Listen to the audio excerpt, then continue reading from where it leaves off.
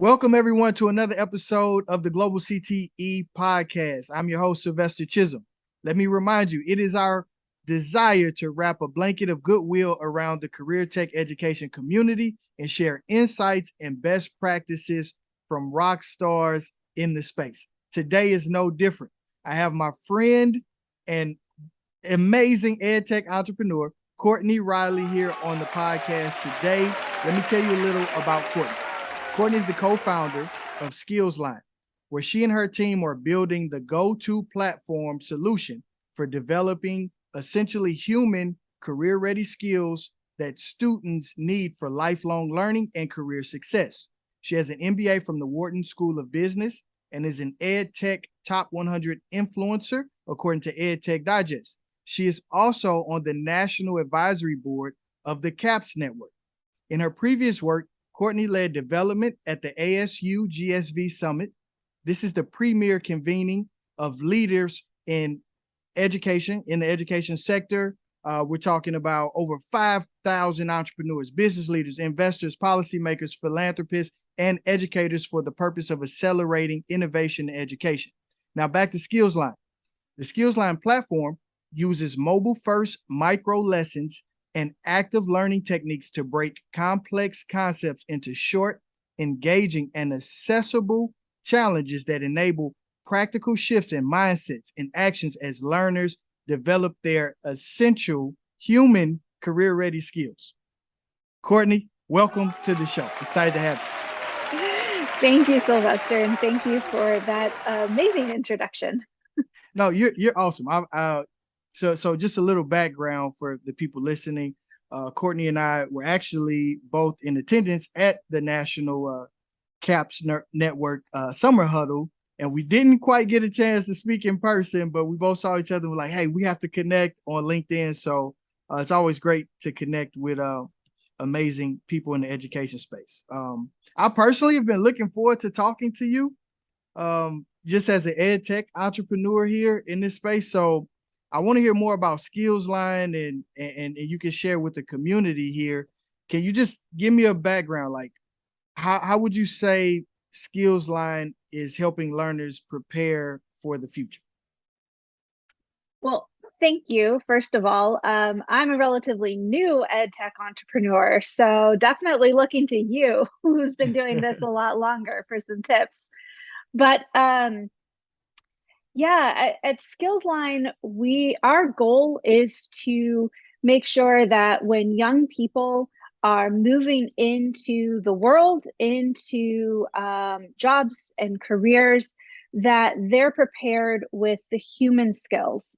So human skills, durable skills, soft skills, we don't like that term anymore, but all of these 21st century skills, all of these terms are all referring to this set of skills and abilities that are only becoming more and more critical across every single career path as we move further into the 21st century, as automation becomes a reality again across every career path.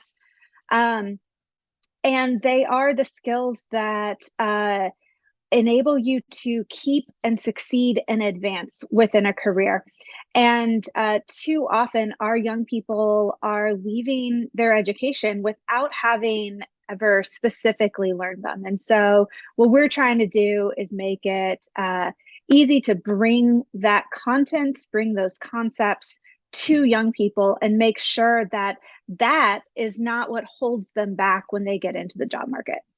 I love it. And it is so needed when I talk to, like, I find myself in an interesting space where I'm talking to business leaders who are hiring lots of people, and then also on the education side. And you continuously hear this concept come up of like, oh, we need people with communication skills, these professional skills to navigate the workplace, these human skills, as you call them.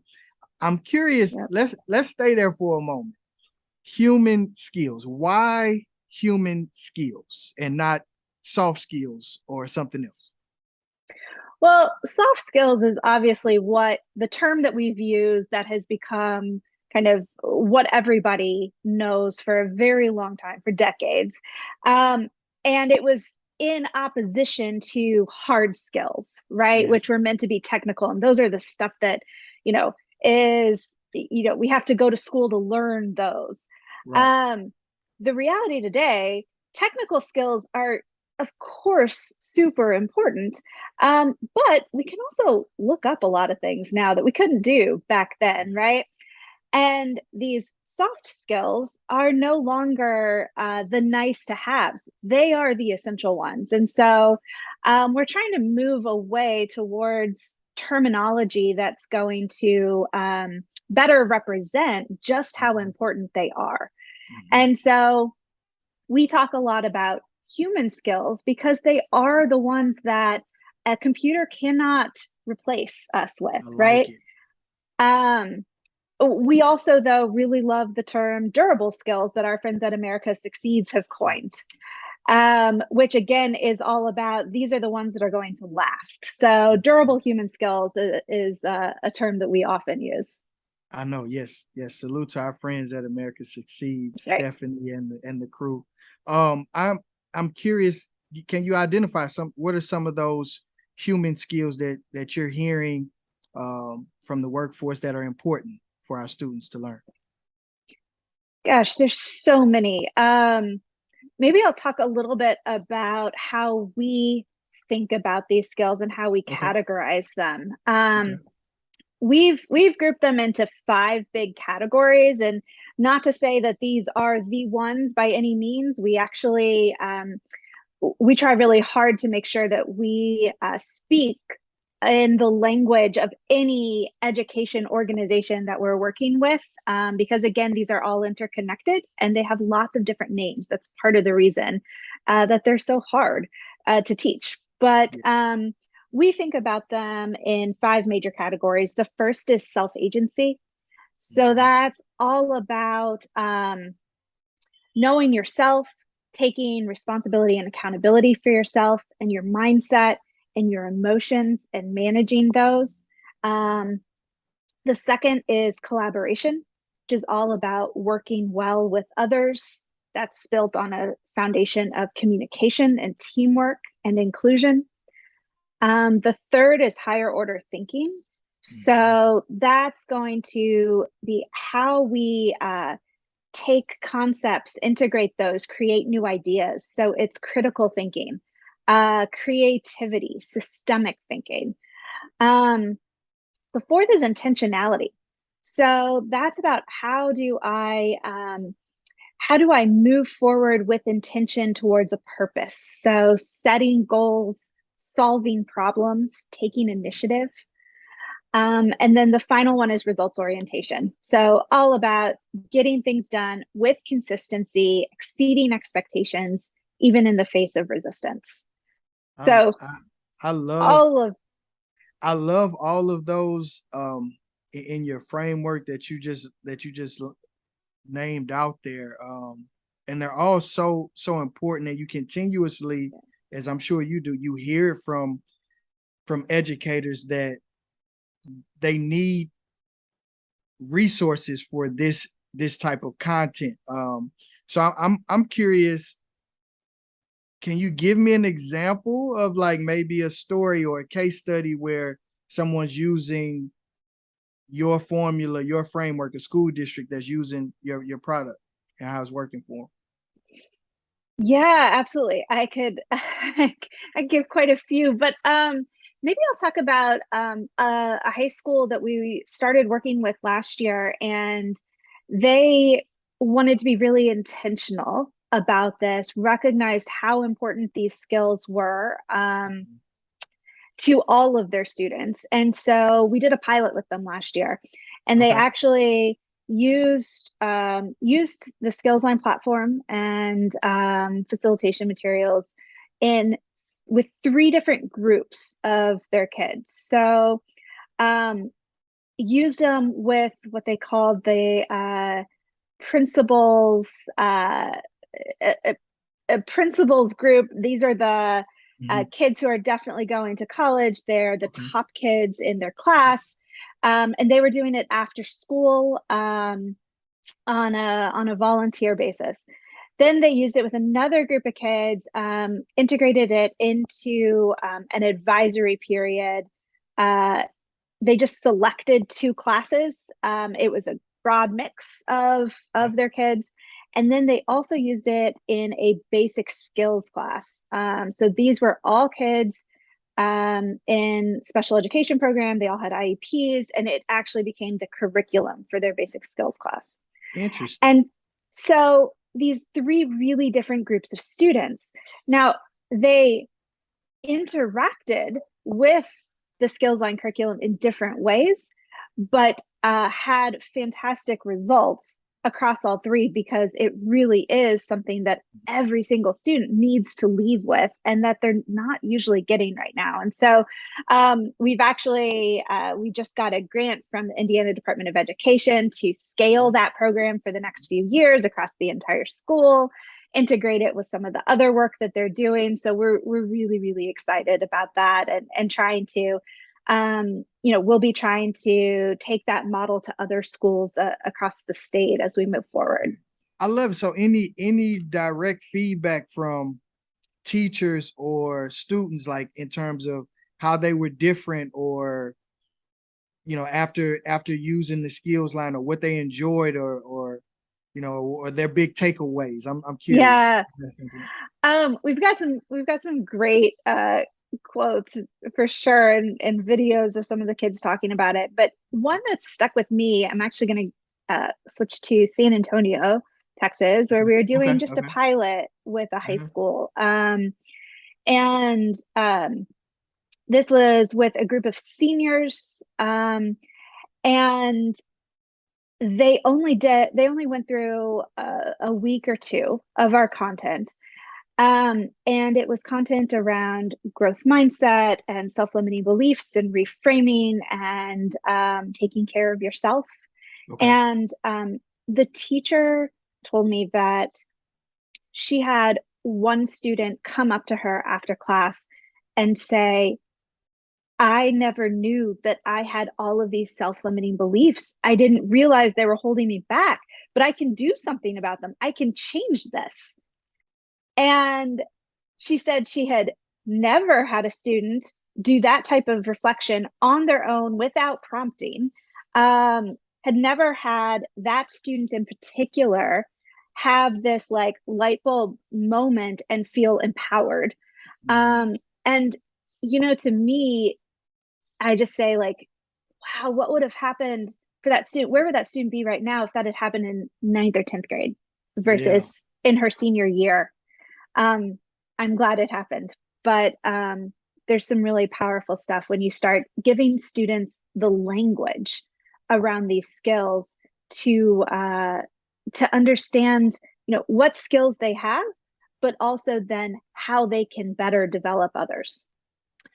That's so powerful, because sometimes it's easy for us to think that education, we're here to teach math, science, reading, like the foundational things, but these human skills that people are going to walk away with after using your program, you can see the deep impact that can go beyond those years of, like, okay, well, now I have a better understanding of who I am, some challenges, some roadblocks that may be standing in my way, that now I can lock in, or trying to get to the other side of those things, to have that breakthrough.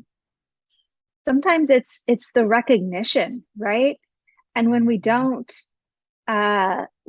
give kids the language, they may never have that recognition. That's half the battle. So many kids who come from more difficult circumstances build a lot of these human skills through life circumstance, right? But they get to a job interview, they get to the workforce, and they don't recognize those as valuable. And I think that's one of the really sad things. We should be empowering them and saying, here's how what you've done translates into value for companies. They want that type of resilience that you've shown, that type of independence that you've developed, right? We just need to give them language so that they can translate that. Yeah, I was hoping you would use that word resilience, because I think that's one of my favorite intangibles of success. It's like, how resilient are you? Because life, work, it's always going to continuously throw you a different problem set, no matter where you're at. You're like, oh, That's if for as sure. soon as I say, as soon as I get a job, everything will be better. It's like, okay, well, actually, you just exchange you have a new problem set, a new things you That's need to right. think about. um, but that's awesome. So I'm curious. I just brought up like problems. If you simplified it for our educators who are listening, our CTE directors, our community, what problem would you say Skillsline can help solve for them? Yeah. Thank you for asking that question. Um, because these skills have a lot of different names and they're somewhat complex, and there's not typically a curriculum that you can go by, and teachers haven't learned how to teach these skills. A lot of times they just aren't taught, and there's an assumption that kids will pick them up through other learning activities. Mhm. Um, and it's fantastic to give kids opportunities to practice and to build, but practice and build what? And Mm, so what we're doing is trying to make it as easy as possible for any school or educational organization to intentionally teach the foundations of these human skills. So we want to make sure that students are equipped with recognition of what the skills are, that they have value, that they have a language they can speak about them. We want to make sure that they can identify those skills in both themselves and in others. And then we want to make sure that they have some strategies that they've learned that they can then put into practice when they get into those learning activities. So when they're in a group project, solving a problem, mhm. presenting their results at the end to the class, those are all fantastic opportunities to practice the skills. If you've taught the skills beforehand, the human skills, it also means that at the end of those different opportunities, the students will be prepared to say, what worked? What didn't go so well in that? And how can I improve it the next time? Because that's the intentional part of the learning around these skills. That's awesome. That's so necessary. And it seems like you've done a lot of thinking about it. I'm curious your in terms of your research and uh to prepare your content and stuff. What are you hearing from industry? Like just to help like some of our educators really get the full picture of like where we're trying to end up. Like what are you hearing from industry in terms of how they view this problem? It's a huge problem. I think if you talk with anybody who's hiring right now, they will say that they're struggling to find people, and it's the human skills that they're looking for, that they're not finding. You hear a lot of people talking about how this generation is, they don't want to work, they're not prepared to work. Well, I don't think it's this whole generation. Yeah.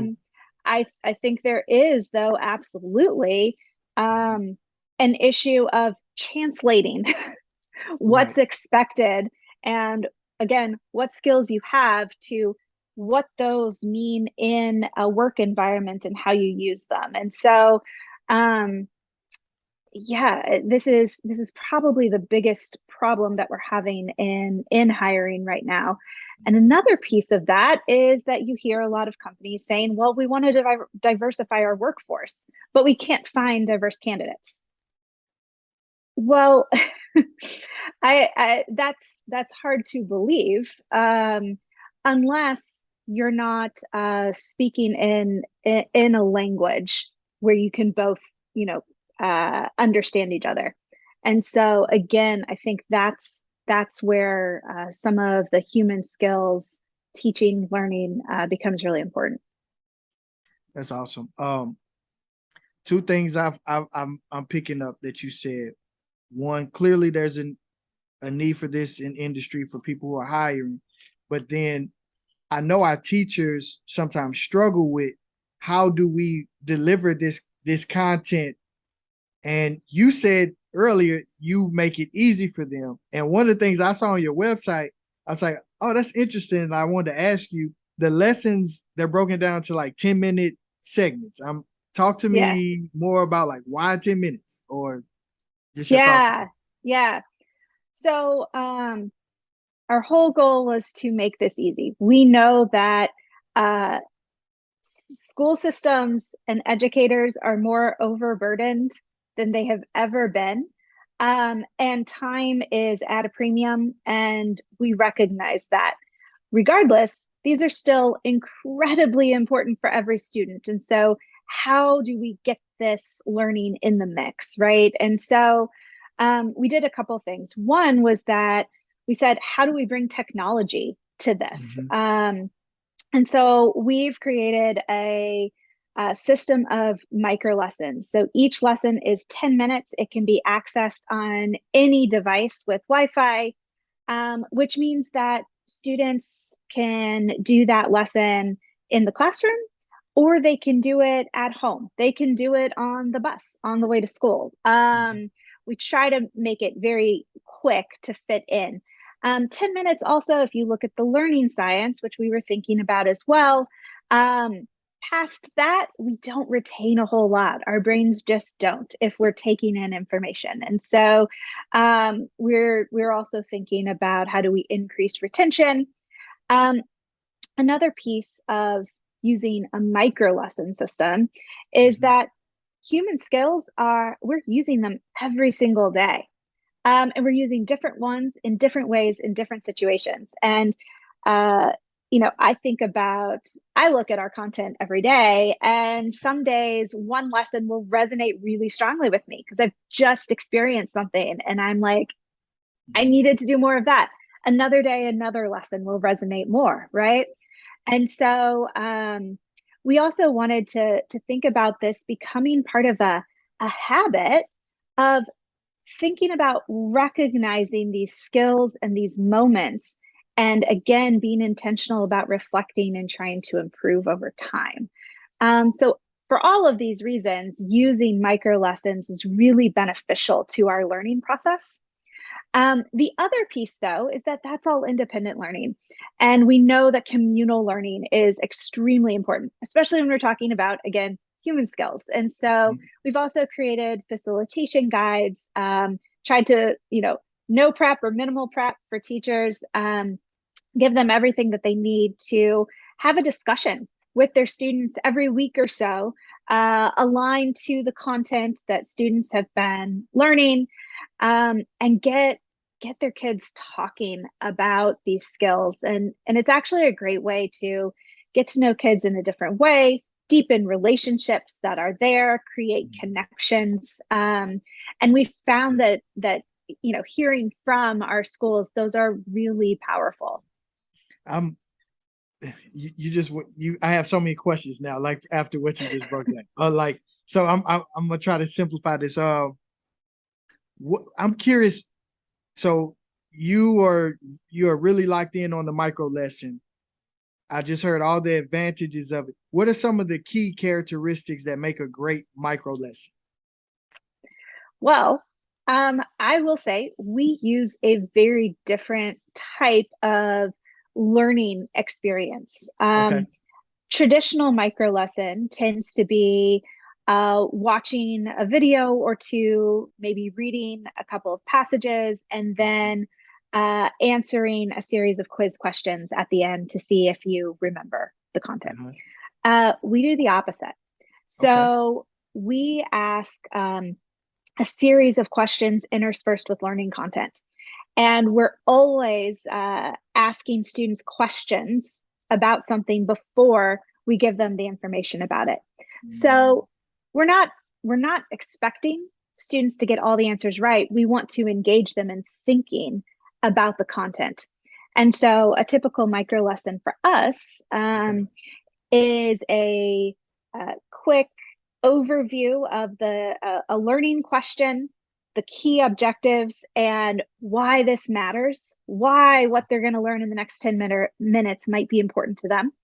And then it's a question about a topic, a little bit of content afterwards, another question, a little bit of content, about 10 of those, and it will end with a some sort of a reflection type of question to get them to kind of connect back to, oh, have I experienced this in my life? Or will I use this going forward? Or what might I use in the next week? So that's kind of what a micro lesson looks like for us. Yeah, that's awesome. I thought that would be a valuable insight to share because I knew you were going to say something that was not the traditional micro lesson for maybe some of our teachers to apply in other areas for their own classes. But I'm curious too, for you, give me one of those examples of like a micro lesson that you're like, oh man, I just went through this or something as you were looking at the content.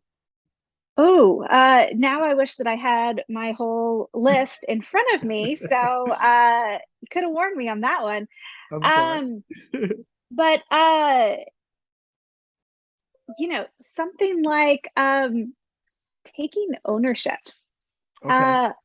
I think it's something that we all struggle with at times, right? We work with other people.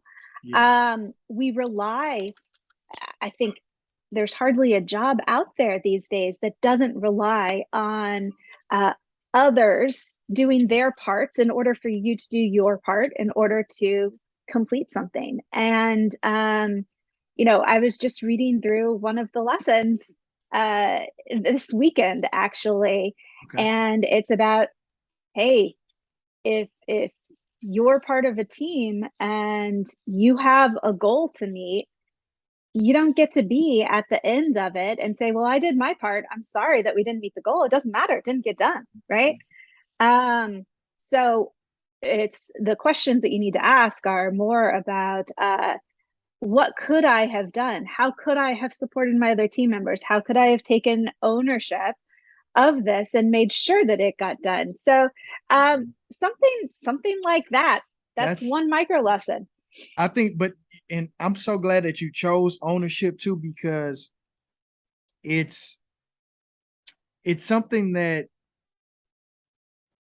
everyone needs to really understand and not point the finger outward, but point it back to yourself and say, well, what was my role in that?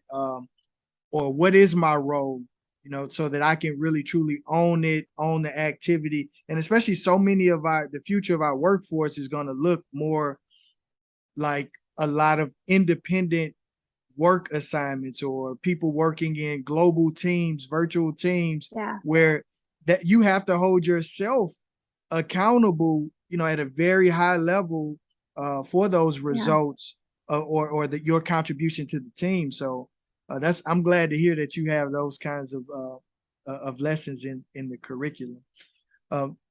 So one of my last questions here for you, I'm curious, what are your views on the future of career tech education, of really trying to prepare this next generation for that? Oh man, I mean, I think it's so important. Uh, you see all of this about skills-based hiring. I think we're going to be moving towards a future where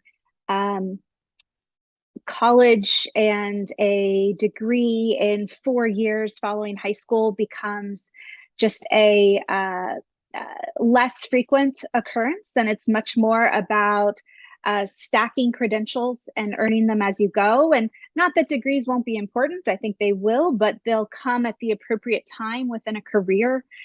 And as we move towards that, CTE is just incredibly important because it is all about enabling students to learn about different careers through direct exposure and try it out, and not only start building their skills, but also figuring out what it is that they do want to do afterwards. And so I would love to see and I think this is starting to happen, our education system moving towards a recognition that we're preparing young people to be productive citizens in our world.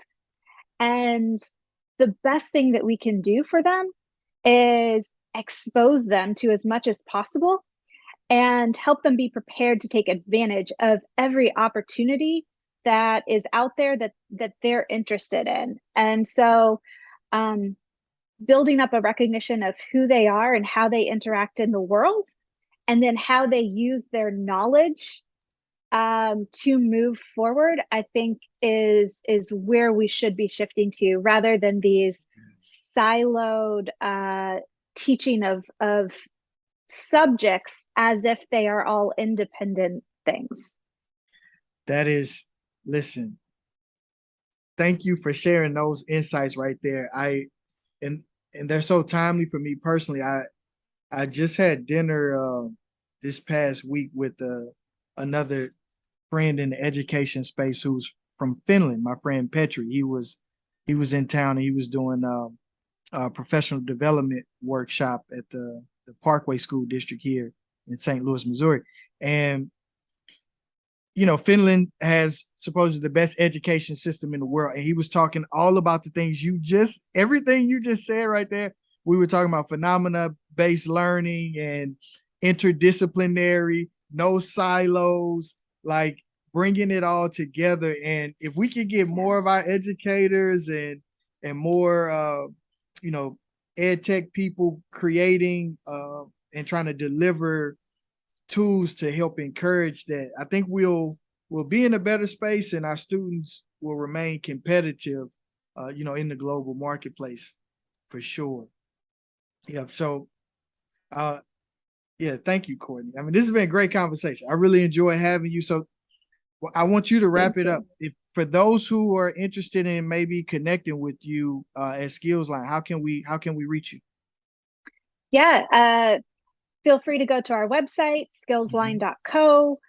Reach out to me directly, Courtney at skillsline.co. And, we would love to work with any organization that wants to get our platform into the hands of learners and give them this ability to intentionally learn these human skills.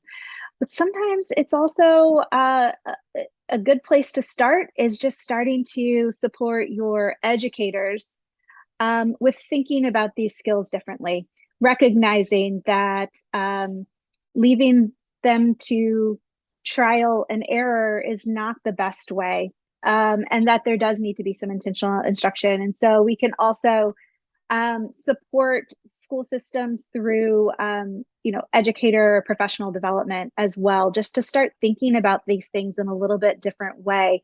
And sometimes that's the best place to start. 100%. Thank you, Courtney, for sharing your knowledge and your insights. Thank you for the work you and the Skillsline team are doing to help prepare our students for success and our educators for success. I encourage everyone, if you're listening to this, check out Skillsline, connect with Courtney on professional development and bringing these programs and resources to your schools to help prepare them.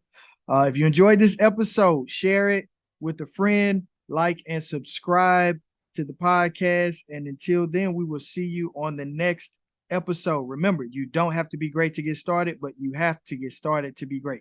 Peace.